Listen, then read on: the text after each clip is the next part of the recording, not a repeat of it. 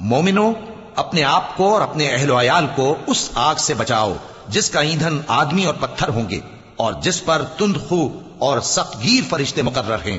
وہ کسی حکم کی جو اللہ ان کو دیتا ہے نافرمانی نہیں کرتے، اور جو حکم ان کو ملتا ہے اسے بجا لاتے ہیں۔ کافرو، آج بہانے مت بناؤ، جو عمل تم کیا کرتے تھے انہی کا تم کو بدلہ دیا جائے گا۔ مومنو، اللہ کے آگے صاف دل سے توبہ کرو، امید ہے کہ وہ تمہارے گناہ تم سے دور کر دے گا اور تم کو جنتوں میں جن کے نیچے نہریں بہ رہی ہیں داخل کرے گا۔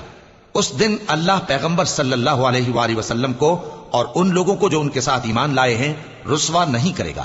بلکہ ان کا نور ایمان ان کے آگے اور داہنی طرف روشنی کرتا ہوا چل رہا ہوگا، اور وہ اللہ سے التجا کریں گے کہ اے پروردگار، ہمارا نور ہمارے لیے پورا کر اور ہمیں معاف فرما، بے شک اللہ ہر چیز پر قادر ہے۔